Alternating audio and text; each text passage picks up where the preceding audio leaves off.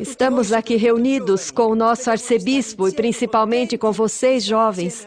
Que seja uma alegria passar esta hora juntos, vivendo o amor recíproco, para que Jesus esteja presente entre nós, não só na Eucaristia, mas também espiritualmente. O título desta nossa conversa é um pouco original e enigmático. Mostra-nos o Pai. Cabe a mim tentar ilustrar quem é o Pai. Portanto, o meu tema aborda a visão cristã de Deus Pai. Eu sei, porém, que hoje em dia, principalmente os jovens, não gostam muito de ouvir sermões. Gostam dos testemunhos de vida, de pessoas que testemunham. Pensando que também eu poderia ser considerado uma testemunha cristã, me convidaram para falar sobre o que eu penso de Deus Pai. Contarei o que o Pai representou para mim desde que eu tinha a idade dos mais novos entre vocês. Graças a Deus, eu sempre tive uma fé sólida em Deus e o amei desde pequena. No entanto, um conhecimento mais profundo do Pai, que prenunciava um amor novo, adquiri mais tarde, quando era jovem como vocês. Vocês devem saber que eu pertenço ao movimento dos focolares. Um dos movimentos aos quais o Papa, no ano passado, indicou o próprio lugar na igreja. Ele nos disse uma coisa que vocês podem achar difícil. Ele afirmou que os movimentos são uma expressão do aspecto carismático da igreja. O que significa essa palavra tão difícil, carismático? Significa que a igreja, como alguém ainda pensa ou pensava antes do concílio, não é formada só pelo Papa, pelos bispos, sacerdotes religiosos. Eles são os primeiros a representar a igreja, certamente. Porém, ela é formada também por outra parte, da qual nós participamos, que representa o aspecto definido carismático. Em palavras simples, fazem parte do seu aspecto carismático os maravilhosos movimentos que nasceram na igreja. Esses movimentos são fruto de um carisma. Mas o que é um carisma? Um carisma é uma luz que o Espírito Santo introduz no coração de quem ele escolheu para ser o fundador ou a fundadora de algo novo na igreja. Em geral, essa luz ilumina uma verdade que já existe no nosso patrimônio de fé, e o Espírito Santo a explica melhor e com mais luminosidade. Ele muitas vezes evidencia ideias que já existem no patrimônio da igreja e que servem para a humanidade da época. Embora eu fosse uma simples jovem, também eu recebi uma luz como essa para que a transmitisse a muitas pessoas. Deus queria que nascesse um novo movimento na igreja. Lembro que naquele período em Trento, uma cidade no norte da Itália, eu estava satisfeita com a minha fé. Ao mesmo tempo, porém, percebia algumas contradições em mim e na igreja que eu conhecia até então. Eram incongruências que talvez vocês também percebam em vocês e em certos ambientes cristãos. Eu me perguntava, por que a fé de quem se considera cristão se reduz, muitas vezes, em ir à missa aos domingos? E quando se ia à missa aos domingos, eu pensava, por que as pessoas rezam com tanta distração quando rezam? Ou no máximo são orações feitas só por interesse? Deus não é o Deus de todos os dias e de todos os momentos da nossa vida? Se a oração é um diálogo com Deus, não seria uma coisa séria? Eu me perguntava também, por que as pessoas se contentam com as cantilenas de orações feitas sem alma? Com os pacotes dados sem amor aos pobres, com a falta de gosto nos ambientes e no modo de se vestir? Deus, além de ser bondade e verdade, não é também beleza, harmonia? E o seu filho não é o mais belo dos filhos dos homens? Não era pouco demais aquela hora de apostolado que se fazia por semana, ao lado de tantas outras atividades? O que se refere a Deus não é mais importante do que tudo isso? E por que a palavra sermão tornou-se sinônimo de discurso monótono e antipático? Me fazia outra pergunta muito importante. Não é estranho que, visitando um país cristão, vemos pouca diferença daqueles países não cristãos? No período em que essas incoerências me oprimiam e faziam sofrer, aconteceu alguma coisa. O Espírito Santo se manifestou. Não lembro exatamente quando. A sua luz sutil começou a penetrar em mim e a iluminar muitas verdades do nosso cristianismo. Eis um fato. Eu era professora e dava aulas. Um dia, um sacerdote bateu à porta da minha classe, desejando falar comigo. Eu tinha muita fé na igreja e nos sacerdotes. Para mim, eram homens de Deus. Esse sacerdote deve ter notado que eu era cristã, praticante, e me perguntou se eu podia oferecer uma hora do meu dia pelo seu apostolado. Reconhecendo nele um homem de Deus, respondi só uma hora, por que não o dia todo? Comovido com a minha generosidade juvenil, ele me pediu para ajoelhar, me abençoou e disse uma frase muito importante: Deus a ama imensamente. Parecia que aquelas palavras vinham diretamente de Deus e marcaram a minha alma como fogo. Como? Pensei. Deus me ama imensamente? Sim, o sacerdote me disse, Deus me ama imensamente. Repeti essa frase a mim mesma e às minhas primeiras companheiras do movimento que começava. É incrível. Deus me ama imensamente. Deus o ama imensamente. Deus os ama imensamente. Não sabíamos que era assim. Desde então, ficou mais fácil reconhecer a presença de Deus com seu amor em toda parte. No nosso dia, durante a noite, nos acontecimentos alegres e confortantes, nas situações tristes, árduas, difíceis, indiferentes. Ele estava sempre presente em todo lugar e nos explicava que nada passa despercebido ao seu amor, que tudo é amor, o que somos e o que nos acontece. Explicava que o seu amor envolve os cristãos como nós, a igreja, o mundo, o universo. E nos abriu os olhos sobre tudo e todos, fazendo ver que tudo é fruto do seu amor. A novidade trazida por Jesus, porque esta é a boa nova, Deus é amor, Deus nos ama, reluziu na nossa mente como se fosse a primeira vez. Agora sabemos quem é Deus. Deus é amor. A conversão tinha acontecido em mim, em nós e ao nosso redor. Deus é amor. Hoje, queridos jovens, pode ser que também a vocês, por meio dessas simples palavras, Deus queira se manifestar por aquilo que é e vocês ainda não sabem. Se for assim, tomem consciência, deixe-se convencer, persuadir profundamente e sejam agradecidos. Desse modo, como aconteceu conosco, mudará tudo também na vida de vocês. E não só nos fatos positivos, mas também nos transtornos da guerra naquela época, nós pensávamos que atrás de cada acontecimento existia um específico plano de Deus, da sua vontade. Tratava-se de descobri-la. De fato, para aqueles que o amam, ele faz concorrer tudo para o bem. Apesar da guerra, o sorriso despontava continuamente nos nossos lábios. Logicamente, as pessoas que nos circundavam não sabiam de nada. E nós, graças a Deus, acreditávamos no seu amor. Isso constituiu a novidade da nossa nova vida. Começamos a entender várias frases que antes não entendíamos.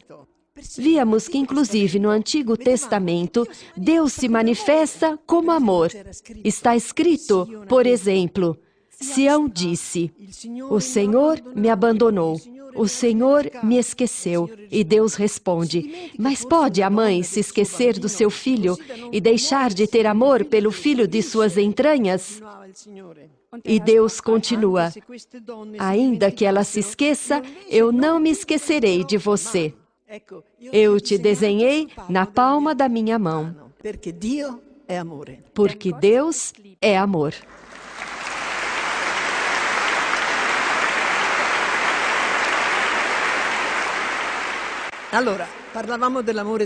O amor do Pai já se exprimia no Antigo Testamento com essas lindas palavras. Ele nunca se esquece de nós. Agora, procuraremos ver o que Jesus disse sobre o Pai. Jesus trouxe uma grande novidade. Como ele vê, como nos descreve o amor do Pai? Ele diz, por exemplo, olhai as aves do céu. não semeiam, nem colhem, nem ajuntam em celeiros, e, no entanto, o vosso Pai Celeste as alimenta. Ora, não valeis vós mais do que eles? Era como dizer, imaginem o que faria por vocês se acreditassem no meu amor. E diz ainda, por que ficais preocupados com o que vestir? Aprendei dos lírios dos campos como crescem, não trabalham nem fiam. E, no entanto, eu vos asseguro que nem Salomão, com toda a sua pompa, se vestiu como um deles.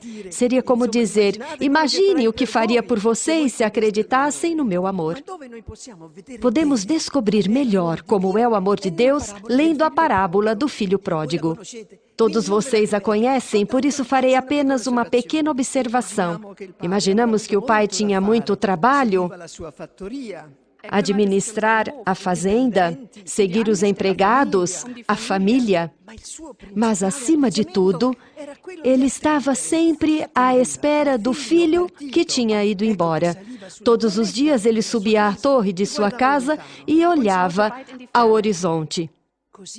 O Pai Celeste faz o mesmo conosco. Imaginem, jovens, se puderem, a divina, altíssima e dinâmica vida trinitária de Deus. É uma vida deslumbrante. Não é como às vezes a imaginamos. Pensem na sua atividade contínua como Criador que sustenta a criação. Ele indica o lugar a quem chega ao paraíso. No entanto, vocês sabem o que ele faz acima de tudo? Ele espera. Quem? Nós. Eu. Vocês, sobretudo se estivéssemos longe dele.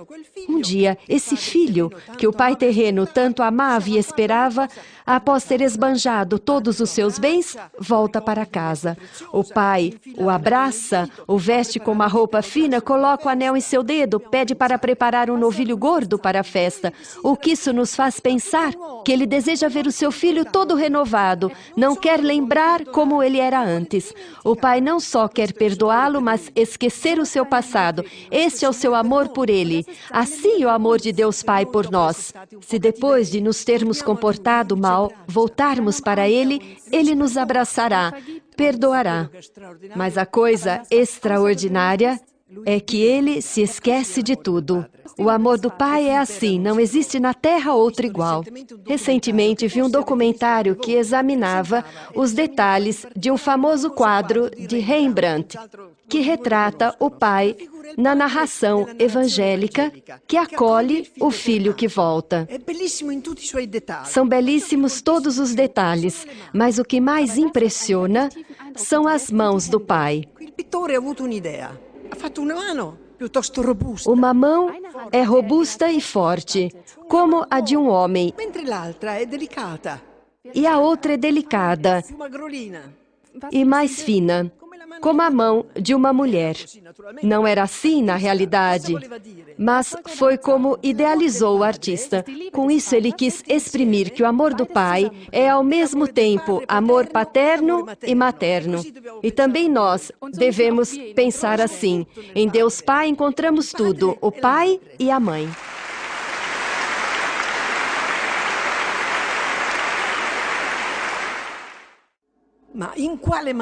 Qual foi o modo que o Pai usou para nos demonstrar o seu amor? Ele, que é o amor, todos vocês sabem, mas é um mistério insondável, que foi no momento em que o Pai, de acordo com a Santíssima Trindade, mandou o seu Filho à Terra por nós. Realmente foi Ele o primeiro a amar. Jesus é a imagem do Pai. É a sua expressão, o seu esplendor, a beleza do seu amor. De fato, quando Filipe lhe perguntou, mostra-nos o Pai, ele respondeu, quem me vê, vê o Pai. E sabemos até onde chegou o amor de Jesus. É algo difícil de entender completamente, até a morrer por nós. Mas não só como normalmente pensamos. Na cruz, ele experimentou uma morte muito mais atroz do que a morte física. Todos o abandonaram. Ele experimentou ali o máximo sacrifício por nós e teve a impressão de que o próprio Pai o havia abandonado. Porém, ele continuou a acreditar no seu amor e com aquela dor, na paixão, nos salvou. Depois, Jesus ressuscitou, subiu aos céus. mas não nos abandonou. Ele quis disseminar na terra a sua presença, tão grande é o seu amor. Continuando a minha experiência sobre quando descobri Deus amor, lembro que eu, com as minhas amigas, deslumbradas com a verdade de que Deus é amor, caminhando pelas ruas ou viajando de trem, de Trento para Roma, não nos sentíamos atraídas por aquilo que víamos, uma linda paisagem ou uma bela igreja. Em Roma, não nos atraíam os maravilhosos monumentos, as grandes obras de arte. Atraía-nos Jesus nos tabernáculos das igrejas que avistávamos. Víamos uma igreja da janela do trem e em silêncio podíamos dizer a Jesus: eu te amo. Tínhamos a impressão de que o mundo não era tão horrível assim. Jesus disseminou a Eucaristia por toda a terra e fez dela um imenso convento, oferecendo-se à fome de divino que o nosso coração sente e deve sentir. Não só, mas nos fez entender também que Ele se esconde em cada irmão. De fato, Jesus nos revelou que no dia do juízo final dirá: a mim o fizeste.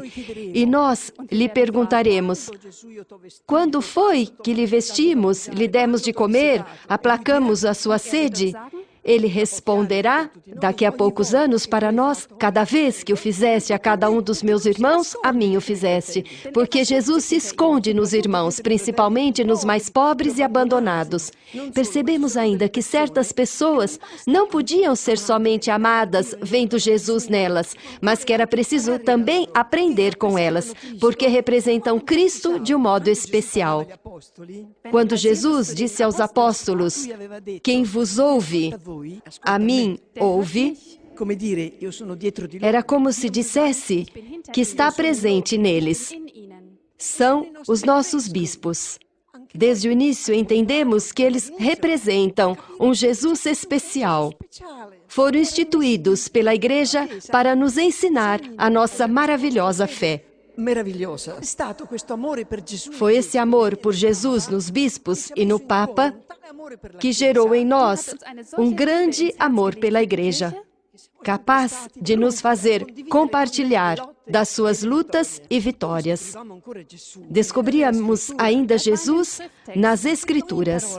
Cada palavra de sentido completo das Escrituras é uma presença de Jesus, é Ele que a pronuncia. Nos abastecemos dessas palavras como muitos fizeram em 20 séculos. Maria conservava em seu coração e meditava as Escrituras. Também as Escrituras nos saciavam de Jesus, como eram belas e extraordinárias aquelas palavras. Provoca uma revolução se as vivermos. Todas são interessantes, porém uma nos atraía de modo especial. Diz: e são palavras de Jesus. Onde dois ou mais estiverem reunidos em meu nome, ali estou eu no meio deles. Aqui somos mais de 2 ou 3, somos cerca de 1.500 pessoas. Se estivermos unidos no seu amor em Jesus, amando-nos, Ele está aqui. Me ouve. Me escuta. Ele ouve o palpitar do coração de vocês. Conhece os seus desejos, os propósitos. Ele está aqui. Jesus entre os cristãos nos parecia um templo que podia erguer as suas colunas e que são os corações dos seus filhos unidos em qualquer lugar. Numa rua, onde 2 ou mais estão reunidos, é Jesus que caminha entre eles. Nas casas, nos escritórios, nas escolas, nos parlamentos. Inclusive, se estivéssemos numa prisão por uma eventual perseguição. Jesus pode estar presente em qualquer lugar. O mundo é estupendo. Basta saber descobri-lo. O amor do Pai multiplicou a presença de Jesus em todos os lugares. Resumindo, podemos encontrá-lo na Eucaristia em todas as igrejas. Podemos amá-lo em cada irmão.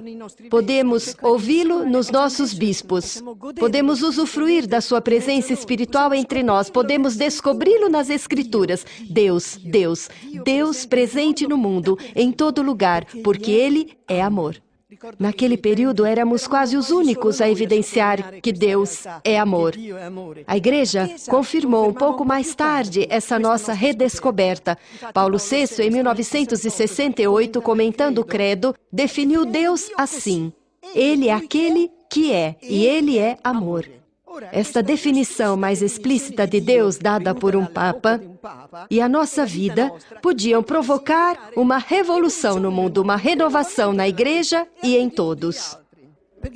Uma coisa é saber que Deus existe, outra é sentir-se amado em todos os pormenores por Deus.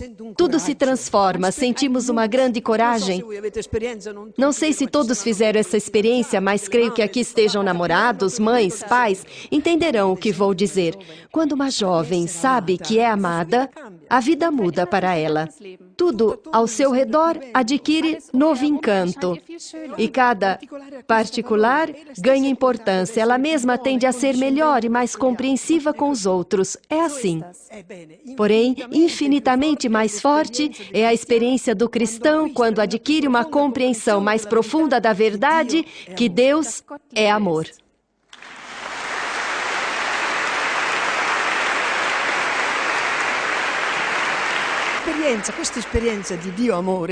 Eu desejo que todos vocês possam fazer essa experiência de Deus amor. Sim, queridos jovens, lembrem-se, tudo é amor ao nosso redor, ainda que pareça o contrário. Existe sempre um porquê de amor em tudo o que acontece. Quando Santa Teresinha do Menino Jesus, que tinha a idade de vocês, adoeceu e expeliu sangue, não comentou, estou gravemente doente, mas disse, chegou o esposo, chegou o amor de Deus. Prosseguindo com meu depoimento, gostaria de lhes dizer algo sobre aquilo que produziu em mim esta relação filial com o Pai. Eu procurei construir esse relacionamento por muitos anos. Agora, lhes direi o que é a oração do Pai Nosso para mim. De manhã, quando acordo e rezo o primeiro Pai Nosso do dia, não sei explicar o que significa para mim essa oração, principalmente a sua primeira parte. Vocês intuíram a responsabilidade que tenho de irradiar no mundo a luz de Jesus para fazer a minha parte. Em outras palavras, se diz propagar o reino de Deus. E para isso, eu preciso da sua ajuda. Então, Pai Nosso que estais nos céus, sia santificato il tuo nome. santificado seja o teu nome. Mas com a sua ajuda, eu sozinha não consigo. Faça-o também através de mim. Venha a nós o teu reino, seja feita por todos a tua vontade. Tenho que lhe dizer isso, pois assim ele me ampara e somos dois a trabalhar, o Todo-Poderoso e eu, uma simples criatura. Na segunda parte do Pai Nosso, quando pedimos, o pão nosso de cada dia nos dai hoje, sabendo que Ele é Pai de todos, eu peço pão cotidiano não só para mim, mas para todos que passam fome. Depois imploro o seu perdão, não só para nós, mas para todos os pecadores do mundo, e que nos livre das tentações. Não só nós, mas todos os que sofrem tentações. O Pai Nosso é magnífico, é um tesouro precioso. Quanto ainda outra coisa, como no Evangelho está escrito que se dois de nós nos colocarmos de acordo para pedir uma coisa, Ele nos concederá, eu e todos os focolarinos rezamos inúmeras vezes e pedimos. Pai, unidos no nome de Jesus, nós te pedimos isso, isso e aquilo.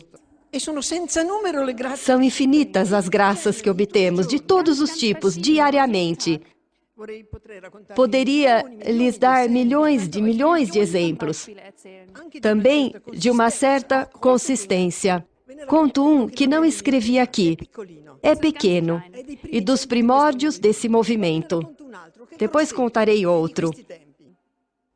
Eram tempos de guerra, havia uma pobreza extrema. Nós caminhávamos e víamos muitos pobres, doentes, mutilados. Encontrei um pobre, mas vi nele Jesus. E ele me disse, moça, me dê um par de sapatos número 42. Eu pensei, mas durante a guerra, onde vou encontrar um par de sapatos e ainda por cima número 42? Entrei numa igrejinha muito bonita dedicada a Santa Clara. Eu sabia que nos pobres estava Jesus. Aproximei-me do tabernáculo e dirigi esta prece a Jesus Eucaristia. Jesus, me dê um par de sapatos número 42 para você naquele pobre.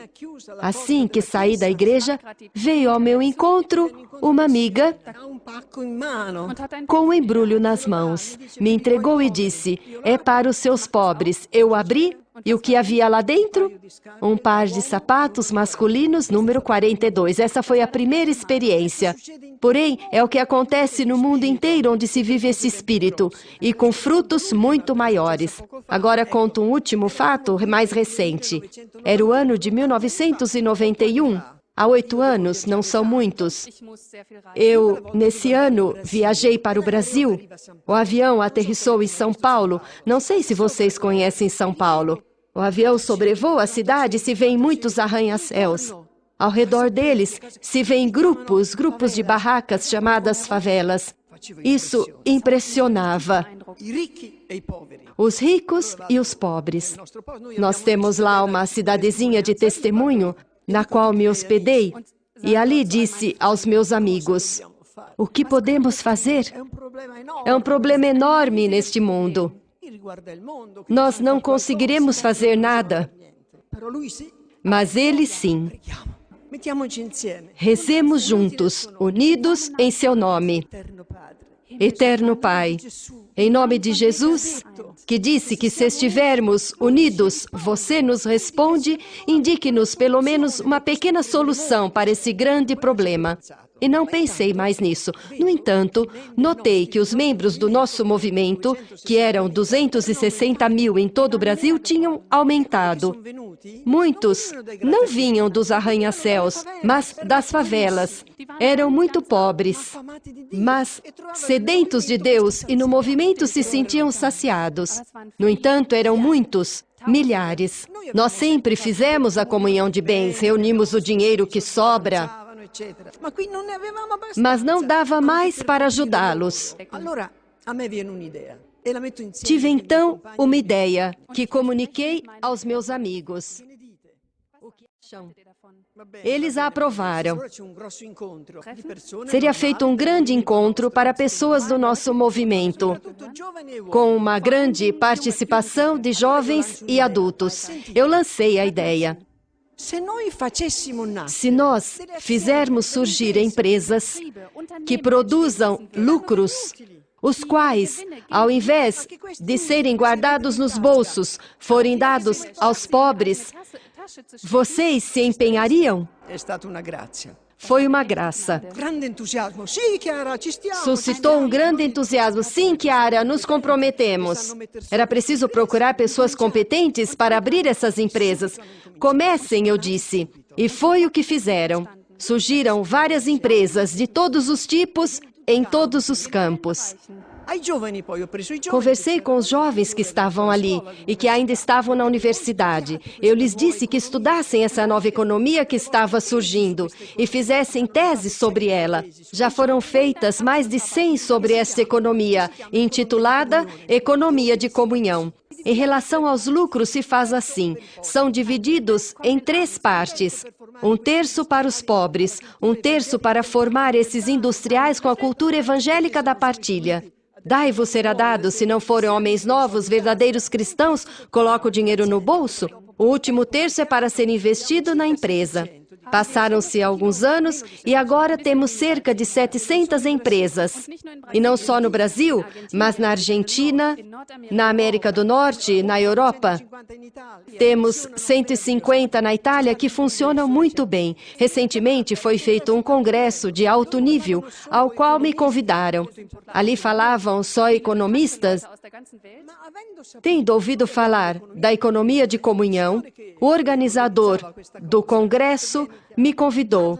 Chiara, fale da sua ideia. Porém, ele me disse para falar apenas em termos econômicos. Eu disse que não podia, pois seria uma traição. É um fruto do nosso carisma, portanto, do Espírito Santo. Enfim, se contentaram. Era em Estrasburgo. E cheguei com meu discurso de 12 minutos. Logicamente, mencionava Deus logo de início. O responsável leu e me disse: começar logo falando de Deus não vai dar certo. Ninguém vai ouvi-la. Aqui são todos ateus. Pode falar dele no fim. Aceitei. Li o meu tema. Falei do amor cristão. E no fim disse: as nossas empresas prosperam, inclusive na Ásia, que no ano passado foi atingida por uma grave crise econômica, porque temos um acionista especial, Deus, che ci manda la provvidenza. que nos manda a providência.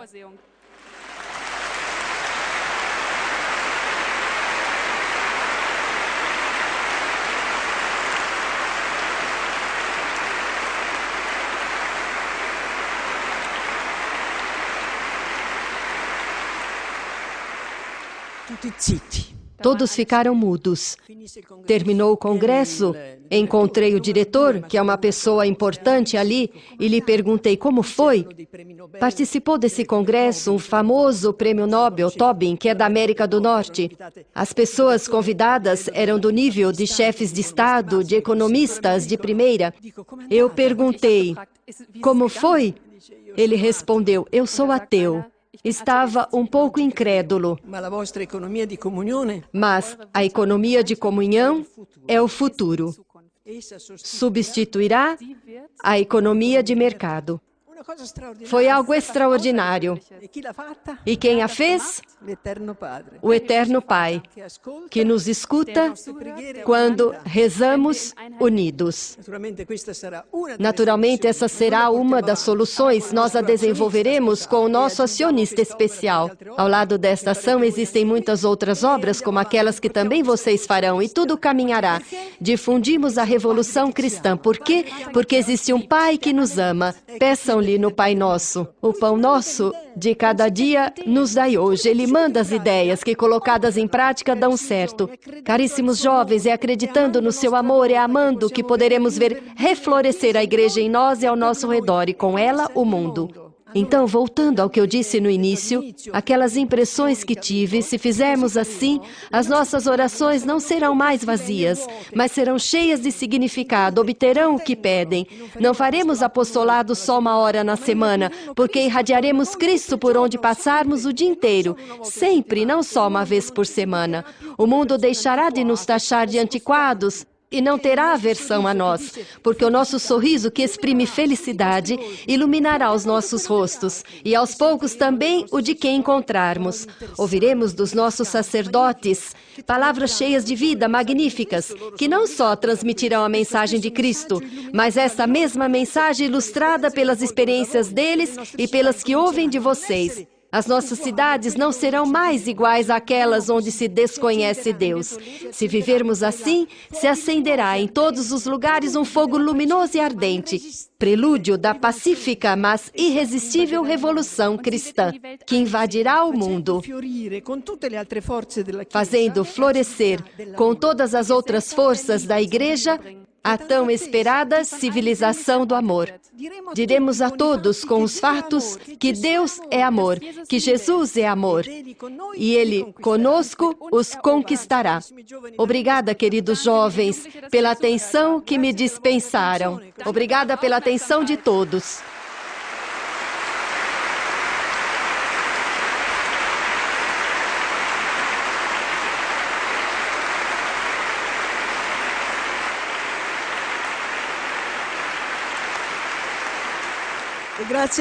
Obrigada ao arcebispo que me convidou, assim pude conhecer vocês. Conheci esta linda igreja e também a cidade.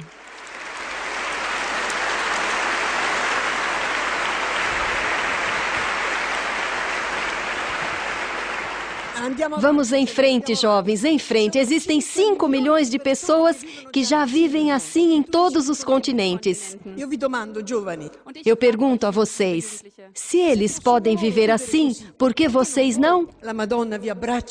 Que Nossa Senhora abrace a todos e lhes dê uma fé inabalável de que Deus é amor.